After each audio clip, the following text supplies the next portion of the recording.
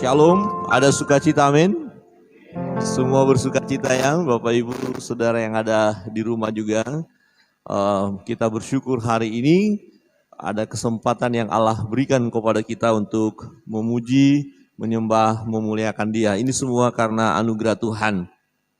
Hidup kita ini sesungguhnya hidup karena iman, ya, karena percaya kita kepada Allah, bukan karena kekuatan kita. Ketika kita mengandalkan kekuatan kita dalam hidup ini, seringkali kita masuk di dalam kekecewaan. Ya, kekecewaan kenapa? Karena ternyata kekuatan kita secara manusia menunjukkan bahwa kita tidak berdaya. Tema kita, hidup dari iman pasti diberkati. Wow, hidup dari iman pasti diberkati. Kita tahu apa itu iman. Ya, kita tahu apa itu ya definisi imannya. Ya, bukti dari sesuatu yang tidak kita lihat. Ya, kita belum lihat, kita belum tahu, tetapi kita yakin itu akan ada dan itu terjadi. Nah, bagi orang yang beriman, sesuai dengan imannya itu akan terjadi baginya. Ya, ketika ada seorang ibu ya yang datang kepada Yesus, ya, oleh karena dia punya iman, asal jamah saja jubahnya, ya. Dia mau menjamah jubah Yesus dan ya permohonannya yang lahir dari iman, keyakinan yang sungguh-sungguh, ya membuat mujizat, ya terjadi kesembuhan di dalam hidupnya. Hidup dari iman pasti diberkati oleh Tuhan. Nah, dalam perjalanan hidup kita seringkali diperhadapkan dengan masa-masa sukar, masa-masa sulit. Secara manusia kita berkata, Tuhan, apakah saya sanggup menghadapinya? Tetapi kalau kita memiliki iman, kita berkata, saya sanggup. Amin.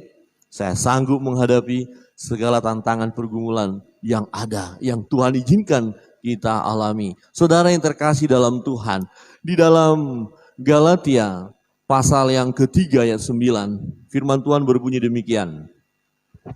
Jadi mereka yang hidup dari iman, merekalah yang diberkati bersama-sama dengan Abraham yang beriman itu. Kita tahu Abraham adalah pribadi yang diberkati oleh Tuhan. Ya, Abraham dipanggil oleh Tuhan. Ya, dan dia orang yang diberkati oleh Tuhan, keturunannya diberkati oleh Tuhan, ya, dan yang sama imannya dengan iman Abraham diberkati oleh Tuhan. Ya, di dalam bahasa Indonesia sehari-hari dikatakan begini, Abraham percaya, maka ia diberkati. Begitu juga semua orang yang percaya akan diberkati bersama-sama Abraham. Kita sering mendengar ada berkat Abraham, Ishak, Yakub. Ya, ini berbicara berkat Allah, berkat dari Tuhan. Ya, Allahnya Abraham, Ishak, Yakub adalah Allah yang memberkati. Dan Allah itu juga adalah Allah kita. Manakala kita beriman, manakala kita percaya kepada Allah, Allah yang disembah oleh Bapak Abraham. Saudara yang terkasih di dalam Tuhan, dalam terjemahan lama dikatakan begini, sebab itulah segala orang yang beriman itu beroleh berkat beserta dengan Ibrahim yang mukmin itu, yang beriman itu. Nah, berkat yang dinikmati oleh Abraham tidak hanya berkat secara jasmani, tapi juga berkat rohani. Jadi masa kini dan masa yang akan datang diberkati oleh Tuhan. Jadi saudara yang punya iman, kita yang beriman, kita pasti diberkati oleh Tuhan. Amin. Berkat masa kini, segala keperluan kita, kebutuhan kita, kehidupan kita, kita orang-orang yang diberkati oleh Tuhan. Di masa yang akan datang, berbicara tentang keselamatan, kita pasti diselamatkan oleh Tuhan. Kita tidak akan masuk dalam penghukuman lagi. Ya, karena Tuhan sudah menyelamatkan kita. Saudara yang terkasih dalam Tuhan. Ya, di dalam pembacaan kita Galatia pasal 3, Rasul Paulus mengingatkan jemaat di Galatia supaya mereka tetap memiliki iman. Tetaplah percaya kepada Yesus. Jangan kepada peraturan-peraturan yang seolah-olah rohani, tetapi tidak bergantung kepada Yesus. Ya, mereka diperingatkan supaya tetap setia kepada Injil yang diberitakan oleh Rasul Paulus. Supaya jangan tergoda dengan aturan-aturan manusia, aturan-aturan agama, aturan-aturan dunia. Ya, yang semuanya tidak mengarah kepada Yesus, itu sangat berbahaya. Satu contoh dalam hidup kita. Ya, Kita masing-masing punya latar belakang budaya yang berbeda, ya, kebiasaan yang berbeda, tradisi yang berbeda. Tapi ada budaya-budaya tertentu, ya, tradisi tertentu yang begitu luar biasa kita terikat dengannya, kita lakukan padahal tidak membawa kita kepada Tuhan. Bagaimana mungkin kita sebagai orang percaya yang sudah tahu kebenaran, kita kembali lagi mau melakukan perbuatan-perbuatan, ya, aturan-aturan yang tidak menyelamatkan kita. Nah, ini sesuatu hal yang berbahaya. Di ayat pertama berbunyi demikian. Hai orang-orang Galatia yang bodoh. Wow, Rasul Paulus katakan ini orang-orang yang bodoh. Jadi kalau kita sudah ada di dalam Tuhan, kemudian kembali dengan peraturan-peraturan dunia, seolah-olah itu yang membuat kita diberkati, itu yang membuat kita diselamatkan, itu kebodohan. Artinya orang yang tidak mengikut Tuhan, yang tidak tetap berjalan di dalam Tuhan, tetapi tergoda dengan dunia, ya, dengan aturan-aturan secara mungkin katakan agama, sepertinya baik, tetapi tidak mengarahkan kita kepada Yesus, ternyata itu kebodohan. Ya, yang meninggalkan jalan Tuhan kebodohan. Coba katakan kiri kanan, ternyata kebodohan.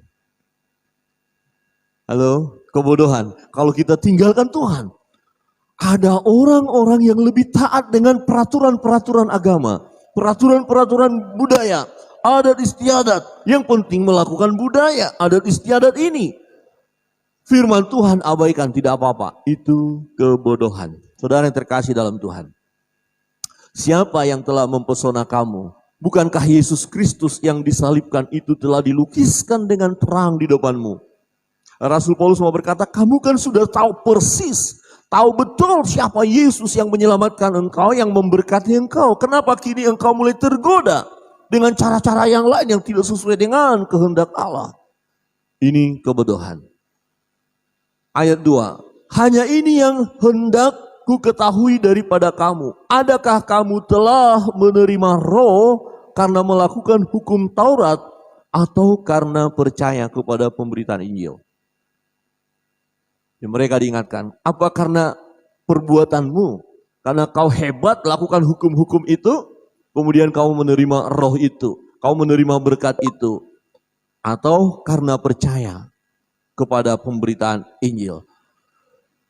Di ayat berikut berkata begini, adakah kamu sebodoh itu? Jadi kalau meninggalkan jalan Tuhan, kemudian ikutin peraturan-peraturan itu, ya, tidak lagi beriman kepada Yesus. Adakah kamu sebodoh itu? Kamu telah mulai dengan roh. Maukah kamu sekarang mengakhirinya di dalam daging? Kira-kira begini, saya percaya Yesus. Saya yakin bahwa, ya, saya sudah dilahirkan kembali. Ya, saya percaya Yesus sudah mengampuni segala dosa dan kesalahan saya. Saya percaya Yesus bersama dengan saya. Saya percaya bahwa dialah yang memberkati saya dalam setiap perjalanan hidup saya. Tetapi kemudian ketika kita menghadapi persoalan-persoalan dalam hidup, mulai kita tergoda, mulai ragu, mulai terombang-ambing. Kita berkata, Tuhan, saya sudah berdoa. Kok tidak terjadi seperti apa yang saya minta? Ya, mulai bimbang. Dan akhirnya meninggalkan jalan Tuhan. Cari alternatif. Cari Allah-Allah lain. Cari kuasa-kuasa lain. Ya, yang bertentangan dengan Tuhan. Apakah kamu sebodoh itu? Jadi saya pernah menjadi orang yang sangat bodoh. Saya tidak tahu Bapak Ibu pernah enggak ya. Silakan menyadari sendiri. Kebodohan saya waktu itu adalah, waktu masih anak muda sering saya katakan, saya sudah percaya Yesus. Tetapi pernah saya masih mengandalkan kekuatan lain. Saya masih ke dukun. Ya, kalau sakit nanti tanya, dukun mana yang lebih hebat? Nah, rupanya itu kebodohan. Ada di antara kita yang pernah terjebak dalam kebodohan? Silakan angkat tangan. Saya sudah duluan? Oh enggak ya? 2, 3, 4, 5. Yang lain ragu-ragu. Mungkin harus dipertegas lagi. Adakah di antara kita yang pernah terjebak dalam kebodohan ketika sakit, langsung cari obat apa ya? Bukan berdoa. Ketika mulai sudah sakit, mulai cari siapa yang bisa menolong saya. Bukan berdoa. Ya, doa mah nomor sekian. Itu kebodohan. Siapa di antara kita yang pernah terjebak dalam kebodohan? Angkat tangan. 2, 3 yang lain. Ya, angkat tangan aja, gak usah ragu. Saya pernah bodoh. Yang lain, pura-pura pintar namanya itu, padahal pernah bodoh. Oh, Pak Pendeta bukan pernah bodoh, sekarang pun lagi bodoh. Keras banget. Gak apa-apa. Kalau begitu, bertobat. Yang bodoh harus bertobat. Coba lihat kiri kanan dan katakan bertobat. Senyumlah, senyum. Jangan terlalu keras gitu loh ya. Fakta banyak orang Kristen yang harus bertobat karena terjebak dalam kebodohan. Ya, melakukan sesuatu yang tidak sesuai dengan kehendak Allah. Doa nomor sekian. Berserah kepada Tuhan nomor sekian. Ini seringkali terjadi. Padahal ketika kita dalam kesulitan, dalam persoalan, mestinya kan yang pertama kepada Tuhan. Tuhan, tolong. Tuhan beri petunjuk. Apa yang harus kami lakukan? Cara apa yang harus kami tempuh? Itu. Orang yang beriman akan datang kepada Tuhan. Ya, mengutamakan Tuhan. Saudara, ini teguran kepada jemaat di Galatia. Bagaimana mungkin kita mengakhiri dalam daging? Jangan, ya kira-kira begitu ya. Sia-siakah semua yang telah kamu alami sebanyak itu? Masakan sia-sia? Masakan kamu jadi orang Kristen jadi percuma sih? Masakan kamu selama ini setia kepada Tuhan? Kamu aktif beribadah, aktif melayani. Kemudian masa kamu akhiri dalam daging? Masa kamu akhirnya tinggalkan Tuhan? Tentu tidak. Ini teguran daripada Rasul Paulus kepada jemaat di Galatia. Mungkin juga teguran bagi kita. Amin. Tidak apa-apa toh kita ditegur Tuhan toh kalau memang kita terjebak dalam kebodohan itu. Jadi kita tinggalkan itu dan kita mau hanya beriman kepada Tuhan. Kita akan diberkati karena kita beriman. Kebenaran firman Tuhan yang pertama yang mau kita renungkan pada hari ini adalah oleh imanlah kita diberkati, bukan karena perbuatan kita. Ya, ada orang-orang yang mau mencoba mengandalkan kekuatan dirinya. Ya, banyak orang berusaha supaya diberkati oleh Tuhan. Ya, tanda kutip dikatakan diberkati oleh Tuhan, tetapi fakta dalam hidup hari lepas hari lebih mengandalkan perbuatan dagingnya, lebih mengutamakan kekuatannya, diri sendiri. Hal ini bisa kita buktikan ketika dia hendak melakukan sesuatu untuk mendapatkan berkat itu. Adakah dia berdoa? Adakah dia berserah kepada Tuhan? Kalau kita katakan iya, dia mau supaya Tuhan yang memberkati, semestinya lah dalam hidupnya ada komunikasi dengan Tuhan, ada doa yang disampaikan kepada Allah. Ya, terus bertalu-talu berdoa kepada Tuhan. Jadi orang Kristen, orang percaya, orang yang beriman, dia akan diberkati oleh Tuhan karena dia mengandalkan Tuhan dalam hidupnya. Jadi keberhasilan yang dicapai oleh orang percaya itu bukan karena kuat gagah perkasanya, tapi karena perbuatan Tuhan di dalam hidupnya yang didasari oleh imannya tadi. Bagi kita, mungkin kita akan berkata tidak akan mungkin terjadi. Mungkin ada sesuatu yang kita rindukan. Ada berkat yang kita inginkan. Atau kita butuhkan dalam hidup ini. Secara manusia kita berkata, enggak mungkin aku dapatkan. Tetapi karena ada iman, maka berkat itu akan jadi milik kita. Amin. Apa yang saudara rindukan? Berkat yang macam apa yang saudara rindukan? Kalau saudara punya iman, percaya di dalam Yesus, tidak mengandalkan kekuatan lain, hanya di dalam Yesus, maka berkat itu akan kita dapatkan. Saudara yang terkasih dalam Tuhan, di ayat 5 berkata begini. Jadi bagaimana sekarang? Apakah Ia yang menganugerahkan roh kepada kamu dengan berlimpah-limpah dan yang melakukan mujizat di antara kamu? Ya, berbuat demikian karena kamu melakukan hukum Taurat atau karena kamu percaya kepada pemberitaan Injil? Ya, saudara perhatikan, Allah menganugerahkan rohnya kepada kita, orang yang percaya tadi. Jadi saudara memiliki roh Allah, Roh Kudus hidup di dalam diri saudara. Bukan karena kehebatan saudara melakukan hukum-hukum itu, perintah-perintah itu. Tetapi karena iman, karena percayanya kita kepada Yesus. Bahkan dikatakan kepada jemaat itu, mereka mengalami mujizat daripada Tuhan. Ya, melakukan mujizatnya di antara kamu. Jadi di dalam hidup mereka terjadi mujizat-mujizat dan mujizat. Adakah itu karena kekuatan manusia? Adakah itu karena kehebatan kamu? Bukan. Tetapi karena iman kita di dalam Yesus. Amin. Kalau saudara punya iman, saudara percaya kepada Yesus, maka mujizat demi mujizat terjadi dalam hidup kita. Pertolongan Tuhan itu nyata. Pertolongan Tuhan itu datang kepada kita. Sesuatu yang tidak mungkin kita lakukan ternyata mungkin dilakukan oleh Yesus di dalam hidup kita. Ini bagi orang yang beriman. Dan contohnya di situ dikatakan seperti Abraham.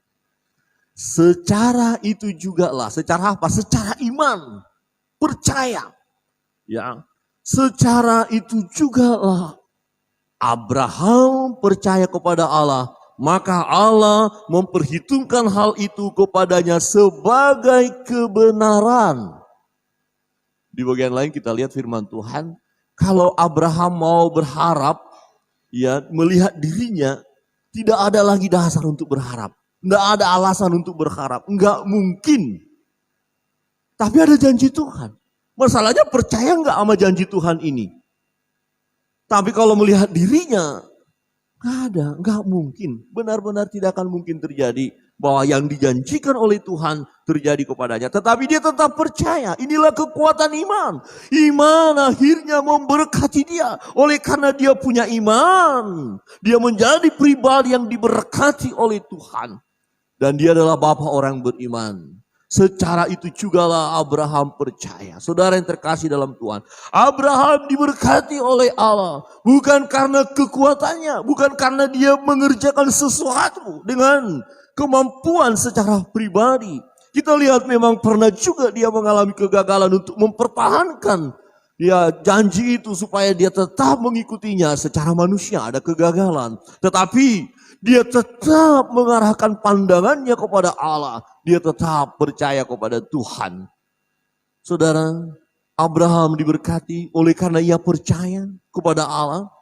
Ya, yang dibuktikannya dari ketaatannya mengikuti perintah Allah. Jadi bukan karena mengikuti perintah Allah, bukan. Karena iman. Nah, iman ini menghasilkan tindakan kita. Jadi kalau saudara percaya, saudara akan melakukan apa yang Tuhan katakan. Kalau saudara beriman, saudara akan menantikan janji Tuhan itu. Kalau saudara percaya, ya saudara akan taat setia melakukan firman itu. Walaupun mungkin di perjalanan, tengah perjalanan kita berkata, enggak mungkin Tuhan. Kayaknya masa kok seperti ini? Saya enggak sanggup, saya enggak kuat. Tetapi kalau kita beriman, maka berkat itu turun atas kita. Amin.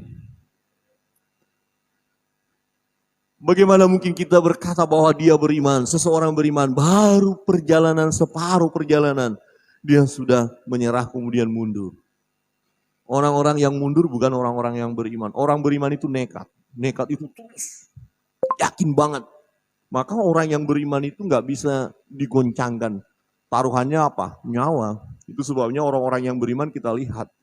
Mempertahankan imannya, siap mati. Mungkin dikatakan bodoh. Tindakanmu bodoh. Tapi karena orang yang mengatakan itu tidak ngerti kalau orang itu punya iman. Ya, saudara yang terkasih dalam Tuhan. Adakah kita memiliki iman? Ini ada satu cerita yang tidak ada dalam Alkitab. Tuhan berkata kepada seorang anak muda, "Hai anak muda, geser batu itu." Wah, anak muda berkata, "Wah, saya nggak kuat, saya nggak sanggup." Tuhan, kok Tuhan suruh aku mengerjakan sesuatu yang tidak bisa aku kerjakan? Tuhan bilang enggak, kalau saya menyuruh pasti bisa dikerjakan. Tidak pernah aku menyuruh ya seseorang melakukan sesuatu yang nggak mungkin dia kerjakan. Tapi kan ini, dan Tuhan bilang enggak, guling, pindahkan batu itu, geser batu itu. Gak bisa. Ini berat, besar. Aku nggak sanggup. Tapi Tuhan bilang, dorong, lakukan. Dan akhirnya anak muda ini taat. Dia dorong. Hari ini dorong nggak mampu. Kembali. Besok didorong lagi. Capek kembali. Besok didorong lagi. Tahu-tahu ternyata apa yang terjadi? Proses itu membuat anak muda ini semakin kuat. Berotot. Ya, dia lakukan terus. Tuhan bilang, dorong. Dan ternyata apa yang terjadi pada akhirnya? Batu itu bergeser. Tuhan yang menggeser. Tapi bukan bim salah bim. Abraham taat. Nggak mungkin Tuhan. Taat. Saya punya iman. Saya punya persoalan. Saya taat. Percaya Yesus. Percaya firman. Pegang perkataan Tuhan. Tapi sepertinya nggak mungkin. Terlalu besar pergumulan ini. Terlalu dahsyat masalah ini. Terlalu hebat sakit penyakit ini. Tuhan bilang, hadapi. Jalan terus. Enggak kuat. Jalan. Oh Tuhan. Engkau tidak beri kekuatan kepada aku. Memang hari itu kita enggak kuat. Hari ini kita enggak kuat. Tapi Tuhan bilang, jalan. Tapi persoalannya, adakah Tuhan memberikan pencobaan melebihi kekuatan kita? Enggak. Hanya perlu terus. Lakukan. Kita percaya. Nah, disinilah letaknya orang yang percaya itu, orang yang beriman itu, dia diberkati Tuhan. Tapi orang ini tidak akan bisa menggeser batu itu kalau dia langsung segera menyerah. Tidak akan timbul kekuatan baru. Orang yang tak beriman tidak akan mengalami kekuatan baru dalam menghadapi perjalanan hidup ini, persoalan ini. Tapi orang yang beriman, ketika dia taat kepada firman, taat kepada perintah Allah, dia akan mengalami berkat itu. Ada kekuatan baru di dalam dirinya. Abraham dipanggil oleh Tuhan. Tinggalkan sanak familimu, keluargamu. Tinggalkan. Ke satu tanah yang dijanjikan. Dia belum tahu tempat itu. Tapi karena Tuhan yang meminta dia meninggalkan keluarganya. Karena Tuhan yang memerintahkan dia untuk memisahkan diri dari keluarganya. Karena Tuhan yang meminta supaya dia pergi ke satu negeri yang dia belum tahu. Dia melangkah. Ini yang diperhitungkan. Oh, engkau akan punya keturunan. Dan keturunanmu akan menjadi berkat bagi bangsa-bangsa. Tetapi sudah tua. Enggak punya anak, tapi engkau dari keturunanmu, ya dari Sarah. Bagaimana mungkin? Tapi tetap percaya. Dan pada akhirnya apa yang terjadi? Firman digenapi. Amin. Saudara akan diberkati karena punya iman, amin. Tidak ada yang tidak mungkin bagi Allah. Kita berkata enggak mungkin Tuhan. Bagaimana mungkin hidup saya akan lebih baik. Situasi seperti ini, keadaan saya seperti ini. Tapi Tuhan bilang, rancangan Tuhan bagi kita adalah rancangan damai sejahtera. Wow. 5 tahun, 10 tahun yang akan datang kita akan melihat sesuatu yang terjadi. Perubahan. Kalau kita mulai saat ini taat. Kita mulai taat. Dan lihatlah betapa dahsyatnya Tuhan mengerjakannya bagi kita. Seperti anak muda ini yang tadinya lemah, tak berdaya. Tapi karena Tuhan yang perintahkan, dia lakukan. Dia tidak menyadari, dia tidak mengerti hal itu. Yang dia tahu adalah lakukan. Tetapi ini satu proses membuat dia kuat dan mampu menghadapinya. Saudara, ketaatan kita kepada perintah Tuhan sebagai bukti iman percaya kita menghasilkan berkat-berkat yang dahsyat, yang luar biasa dalam hidup kita. Amin. Saudara orang beriman, amin. Coba lihat kiri kanan, apakah engkau orang beriman? Tanya. Lihat aja, apakah engkau orang beriman? Kemudian, waktu saya bilang, apakah engkau orang beriman? Karena Bapak Ibu kan tutup mulut ya, pakai masker jadi nggak bisa ngomong, biar saya bantu ngomong. Tapi saudara yang lihat kiri kanan. Apakah saudara orang beriman? Oke, saya jawab sendiri. Ya, karena saudara kan sudah bilang, amin kan? Oh, enggak. Nanti dulu, ada yang enggak beriman, ada yang gini. Tapi kalau beriman gini. Jadi lihat kiri kanan tapi gini, saya yang bicara. Ya, oke, 1, 2, 3. Apakah saudara orang beriman? Ada yang bingung ini gimana? Oke, anggaplah beriman. Ada loh orang-orang menganggap dirinya beriman. Udahlah anggap beriman aja, sebenarnya nggak beriman. Tapi yang beriman loh ya, yang beriman pasti akan diberkati. Jadi waktu saya katakan pasti diberkati, kasih tunjuk. Engkau pasti diberkati. Jadi Bapak Ibu tunjuk kiri kanan saja supaya saudara kita itu diberkati oleh Tuhan. Amin. 1, 2, 3, engkau pasti diberkati. Kok saya lihat gini ada orang yang pelit amat sih nggak mau memberkati temannya. Jadi waktu saudara bilang begini, saudara memberkati teman itu gitu loh. Tolong kasih gerakan ya.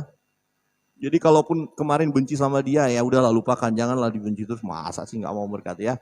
Coba, engkau pasti diberkati. Amin. Kasih gerakan ya. Ya kompak, saya mulai dari sini. Ya 1, 2, 3, engkau pasti diberkati. Pak Moses belum mau memberkati, ini ada masalah apa dengan ya Pak Putri bagaimana, ada masalah kah? Coba harus semua ya, engkau pasti diberkati, supaya cepat gini, engkau pasti diberkati, gitu ya. 1, 2, 3, engkau pasti diberkati. Amin, luar biasa, semua mau memberkati. Yang kedua, kebenaran yang kedua, Bapak Ibu Saudara yang terkasih dalam Tuhan, kutuk yang menjadi penghalang berkat telah diselesaikan oleh Yesus di kayu salib. Jadi yang menghalangi berkat itu kan dosa.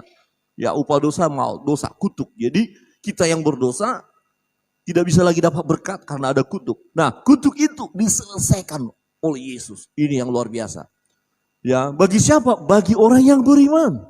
Bagi orang yang percaya kepada Yesus. Saudara yang terkasih dalam Tuhan, ayat 10 berkata begini. Karena semua orang yang hidup dari pekerjaan hukum Taurat berada di bawah kutuk. Ya, sebab ada tertulis, terkutuklah orang yang tidak setia melakukan segala sesuatu yang tertulis dalam kitab hukum Taurat. Mengapa jadi terkutuk? Karena gini, kita nggak mampu melakukan hukum itu secara sempurna. Nggak bisa, sama sekali nggak bisa. Jadi hukum itu menjadi satu kutuk bagi kita. Hukum itu benar, hukum itu baik, tapi kitanya nggak mampu melakukan semuanya. Jika tidak bisa melakukan semuanya, tetap berada dalam kutuk. Terus siapa dong yang akan menyelesaikan bagi kita? Ini. Siapa? Nah, Yesus yang menyelesaikannya. Tanpa Yesus, kita tetap berada di dalam kutuk itu. Walaupun ada aturan-aturan hukum-hukum Taurat, aturan-aturan agama kita lakukan, tetap berada di dalam kutuk. Kalau kutuk itu belum diselesaikan oleh Yesus. Yesus yang menyelesaikannya. Di ayat 11.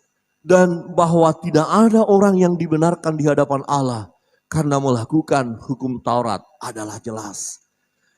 Karena orang yang benar akan hidup oleh iman. Iman kepada Yesus. Saudara yang terkasih dalam Tuhan. Ayat 12. Tetapi dasar hukum Taurat bukanlah iman, melainkan siapa yang melakukannya akan hidup karenanya. Di sini letaknya. Saudara tidak mampu dengan kekuatan saudara. Saya tidak mampu. Semua manusia nggak bisa melakukan hukum itu secara sempurna.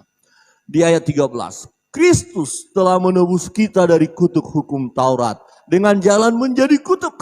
Karena kita sebab ada tertulis. Terkutuklah orang yang digantung pada kayu salib itu. Jadi kalau orang yang berdosa, bersalah, yang terkutuk. Ya hukumannya adalah digantung, disalibkan. Mestinya kita yang digantung. Karena nggak bisa dengan kekuatan kita sendiri melepaskan kita dari gantungan itu. Kayu gantungan itu nggak bisa. Kita harus digantung karena terkutuklah orang yang digantung. Kita sudah terkutuk. Tetapi posisi kita digantikan oleh Yesus. Ya, terkutuklah orang yang digantung pada kayu salib. Siapa yang digantung itu? Yesus. Yesus menanggungnya. Sehingga kutuk itu sudah diselesaikan. Jadi saudara dan saya yang beriman kepada Yesus, yang percaya kepada Yesus, nggak ada lagi kutuk. Jadi berkat-berkatlah yang mengalir dalam hidup kita. Jadi orang yang beriman pasti diberkati. Sebab kutuk yang menghalangi berkat itu sudah Yesus selesaikan. Amin. Amin. Sudah selesai. Jadi jangan takut lagi. Ya, di ayat 14. Yesus Kristus telah membuat ini supaya di dalam Dia berkat Abraham sampai kepada bangsa-bangsa lain. Sehingga oleh iman kita menerima roh yang telah dijanjikan itu. Wow, Yesus tanggung itu. Supaya kita diberkati. Karena kutuk itu diselesaikannya. Mestinya kita. Jadi orang yang belum percaya, yang tidak beriman kepada Yesus, ya pastilah berkat-berkat terhalang. Karena apa? Ada masalah dosa, masalah kutuk yang belum terselesaikan.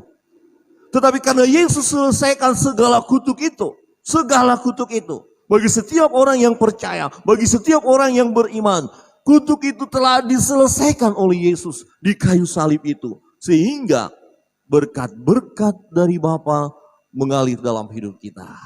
Amin. Amin. Coba lihat kiri kanan dan katakan, engkau bukan orang yang terkutuk lagi. Ya. Dan jangan mengutuk ya. Wow, kita ini bukan orang-orang yang terkutuk loh. Wow, luar biasa. Oh, nenek moyang kita kan dulu lakukan. Ya, itu masalah nenek moyang. Masalah kita udah selesai. Amin. Coba lihat kiri kanan dan katakan, itu masalah nenek moyang. Oke, benar ya. Masalah kita sudah selesai. Katakan kiri kanan, masalah kita sudah diselesaikan Tuhan. Jadi jangan, oh nenek moyang begini-gini terkutuk-kutuk, nggak bisa. Betul. Firman Tuhan katakan dosa ya dari nenek moyang kita memang turun.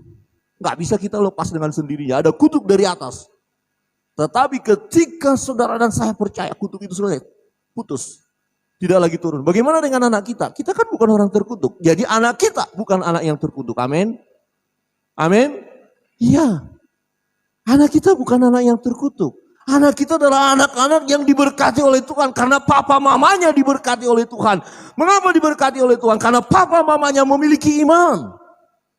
Iman kepada Yesus dan Yesus menyelesaikan kutuk itu. Sehingga berkat-berkat mengalir dalam kehidupan orang percaya. Dalam kehidupan saudara dan saya.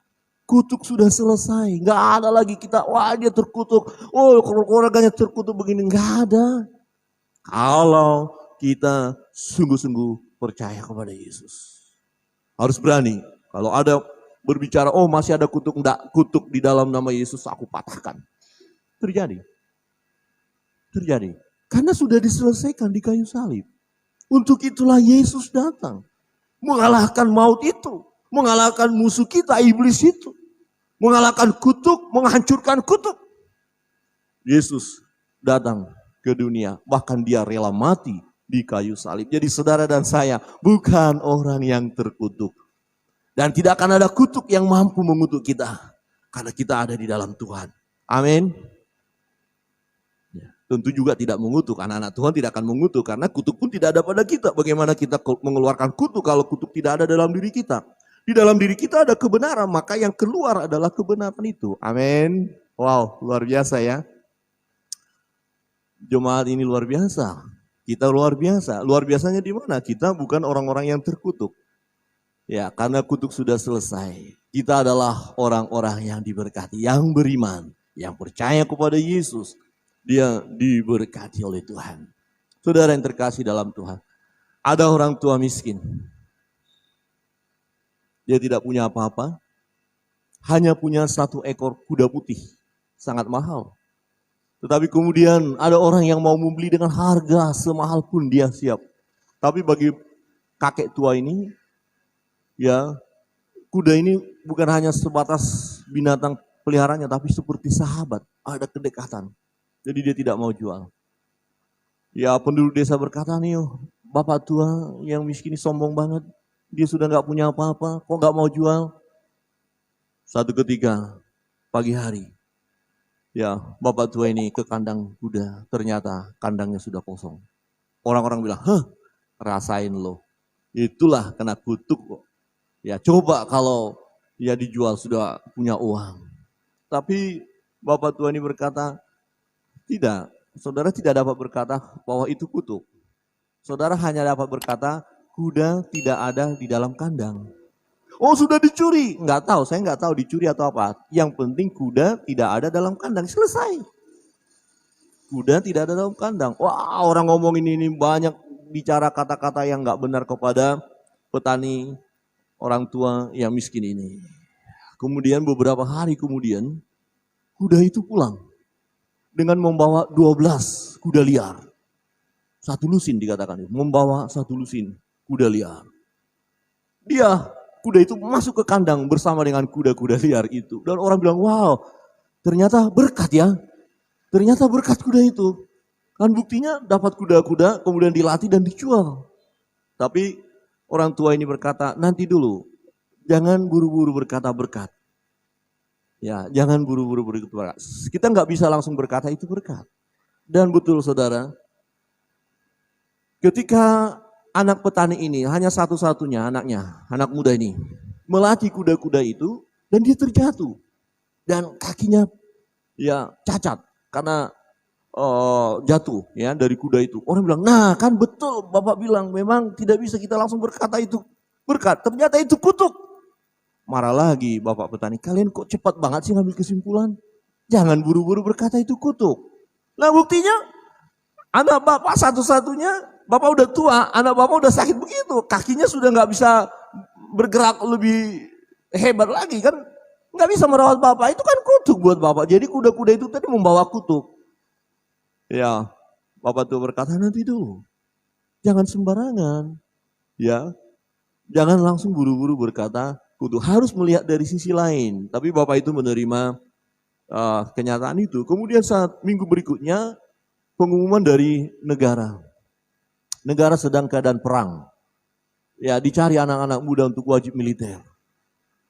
Nah, ternyata pemuda semua di kampung itu diangkut.